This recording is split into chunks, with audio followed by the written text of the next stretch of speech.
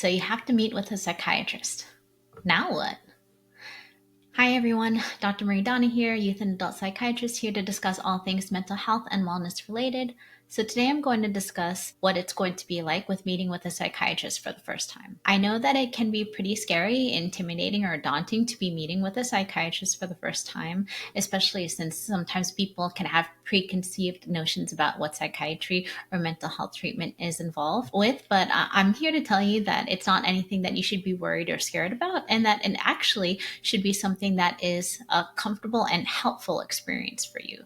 So I'll just break down what things might be required during a visit to make it easier for someone who is considering seeing a psychiatrist for the first time to understand the process and make it not as scary for someone who is considering seeing a psychiatrist. First of all, psychiatrists are human beings. They just did additional training by studying mental health. So first they went to medical school. They are a physician first and have a greater understanding of the human body and anatomy, physiology, all of that, all of the above. But they also did subspecialty training in psychiatry specifically, which is involving mental health and the brain. I'm a psychiatrist who treats adults, but I also did subspecialty training in child and adolescent psychiatry along with reproductive medicine.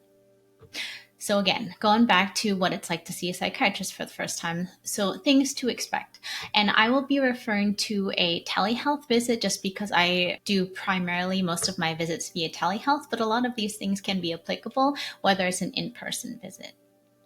First things first, seeing a psychiatrist is not like how it is in the movies where people are always lying on a couch and someone is trying to analyze your every word and everything you're doing.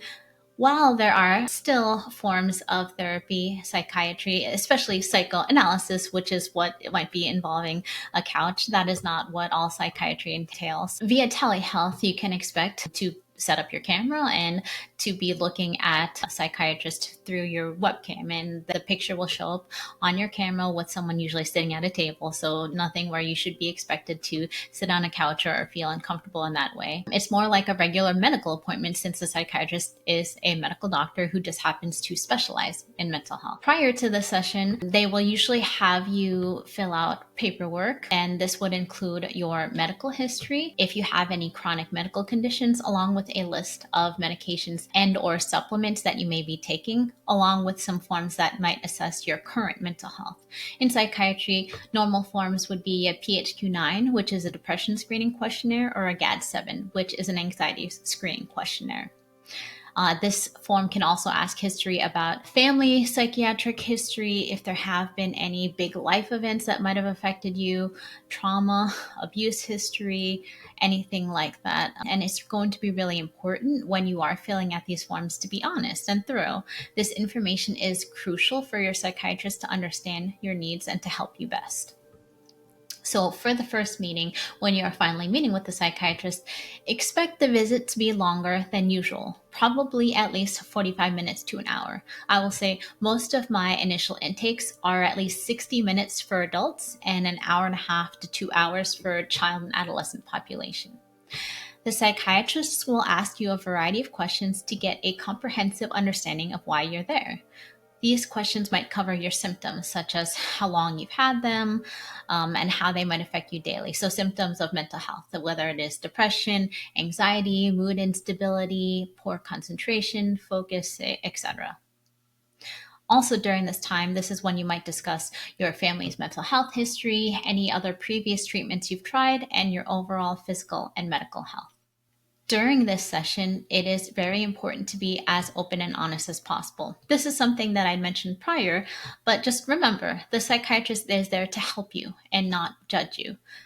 We've heard it all before, so don't worry about saying something weird or embarrassing. And I will say I hear a lot of times from patients or clients, oh, I know this sounds really weird, or this is really scary for me to talk about, but understand that this is supposed to be a safe space. And without getting the full picture, psychiatrists aren't able to fully help you as best as they can unless they know all the details of what might be bothering you. So once the psychiatrist has obtained reasons why you're there, current symptoms, family, medical history, all of the above, that's when they might have gathered enough data or information to actually give you a preliminary diagnosis.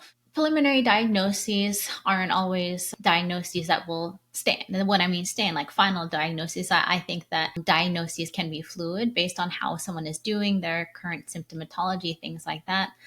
But also don't worry if this doesn't happen right away. Usually when someone is meeting someone for the first time, it might take a few visits to get a full picture about what's going on. So based off of that preliminary diagnosis, if it is given, the psychiatrist might suggest a treatment plan, which may include medications, therapy, or a combination of both. As a psychiatrist who, again, specializes in psychotropic medications, I will always emphasize behavioral interventions first, but will let you know if I do think that medications would be beneficial for you at the time of the initial evaluation. Psychiatrists should explain to you the rationale behind each recommendation, whether it is medications, therapy, or both. And if you are going the medication route, discuss the different medicines, any potential side effects, and or benefits to those medications. Finally, after having discussed the preliminary diagnosis, and then the psychiatrist will then discuss next steps with you. This might involve scheduling a follow-up appointment or discussing any additional tests or lab work or providing additional resources for further support. This could be referrals to therapists or referrals for additional testing, sleep studies, lab work. I will usually always recommend lab work if someone has not gotten lab work done within the last year or so, just because there are sometimes medical issues that can contribute to psychiatric concerns like depression or anxiety.